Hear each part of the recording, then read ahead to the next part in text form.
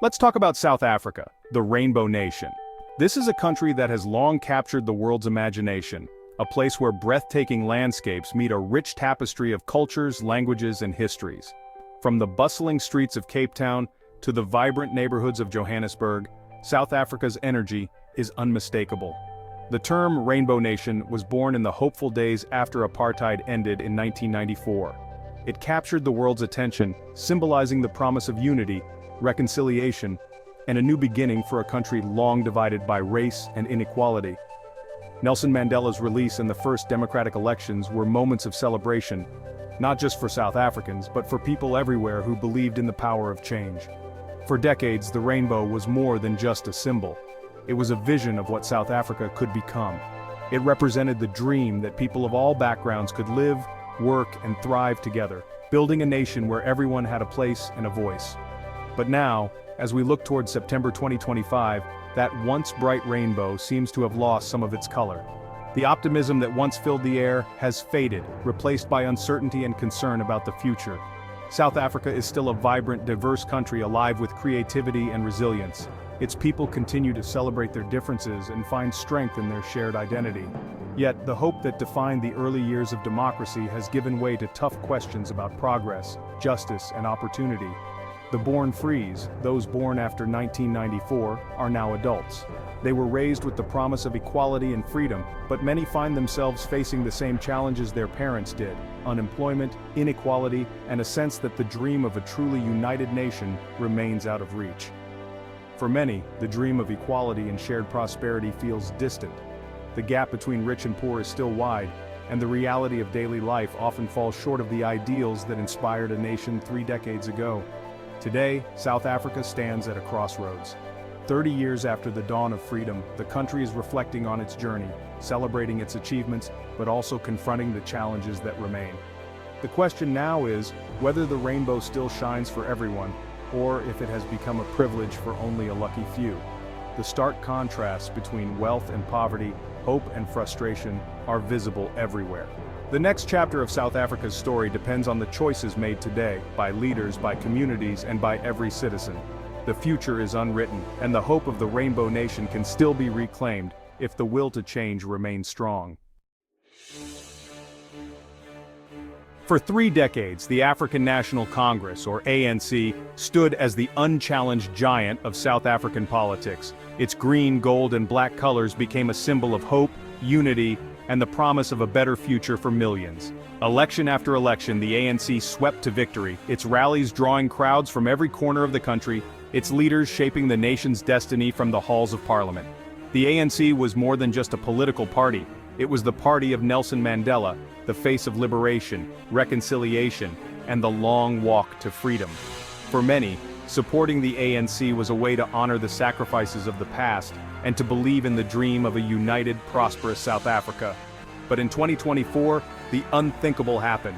As the votes were counted and the results flashed across television screens, a stunned nation watched as the ANC lost its majority for the first time since the end of apartheid. The political landscape shifted beneath everyone's feet. With just over 40% of the vote, the ANC could no longer govern alone. For the first time, it was forced to seek coalition partners, opening the door to new alliances, negotiations, and compromises that would have been unthinkable just a few years earlier. Years of mounting frustration had taken their toll.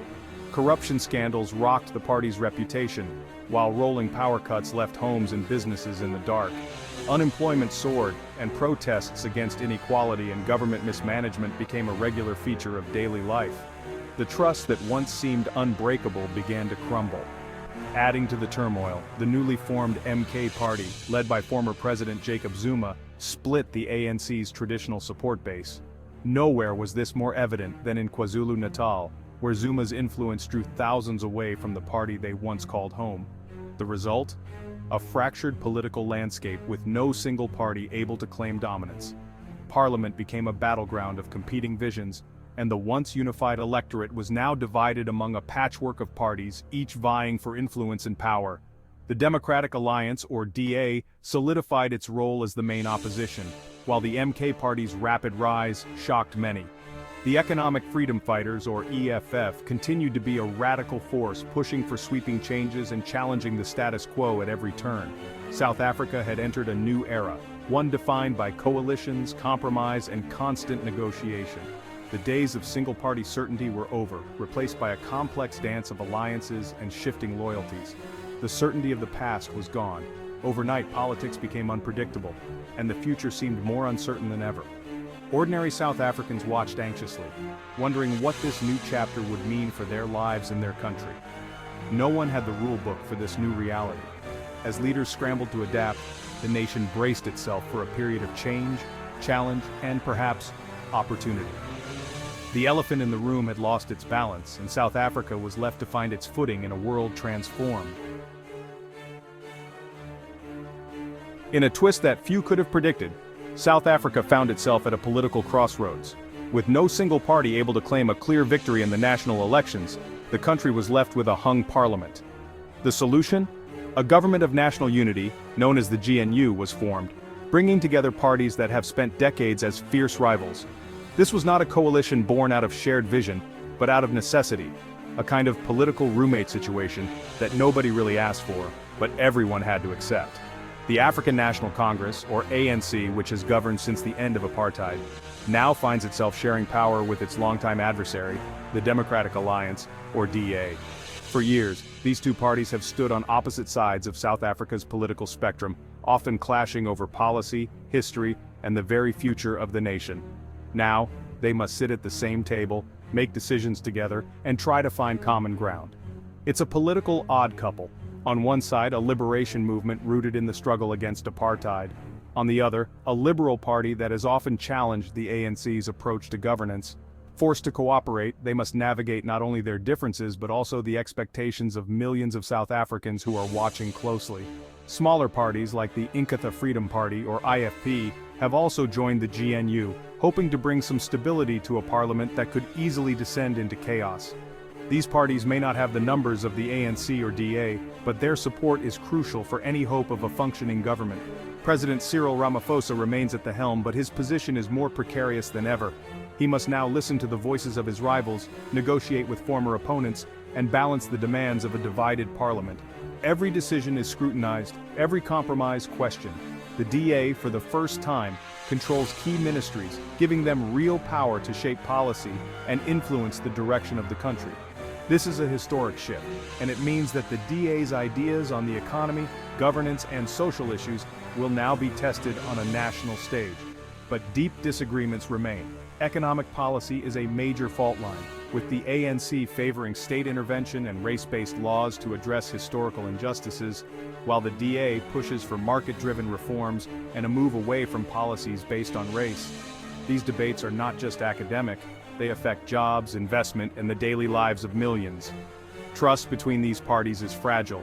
Decades of rivalry, suspicion, and political battles can't be erased overnight. Every meeting is tense, every handshake a reminder of old wounds that have yet to fully heal. Meanwhile, outside the GNU, opposition parties like the Economic Freedom Fighters and the MK Party are making their voices heard.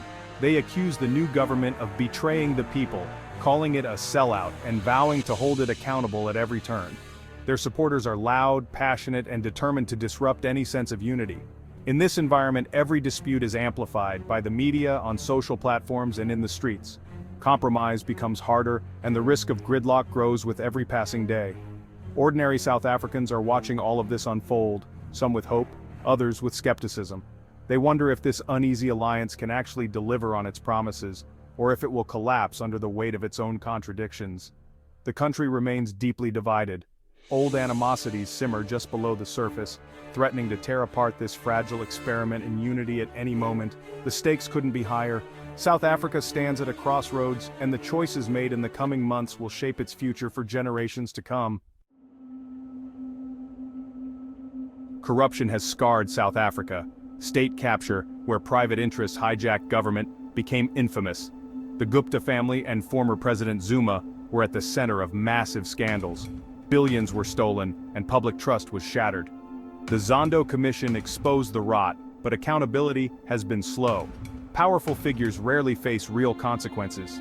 This deep cynicism makes it hard for the GNU to promise a new beginning. People want action, not words. The GNU says fighting corruption is a top priority, but only real prosecutions will restore faith. The era of impunity must end. South Africa is one of the world's most unequal societies. The gap between rich and poor is stark and visible everywhere. Unemployment is sky high, especially for the youth. Crime is rampant, fueled by desperation and poverty. Gender-based violence is a national crisis. Xenophobia and strained public services add to the pressure. For many, the promise of a better life remains out of reach. The public health and education systems are struggling. The dream of 1994 feels stuck in limbo. Millions are still waiting for real change. South Africa's economy is a paradox. Advanced, yet stagnant. Growth has lagged, and debt is mounting. The biggest drag?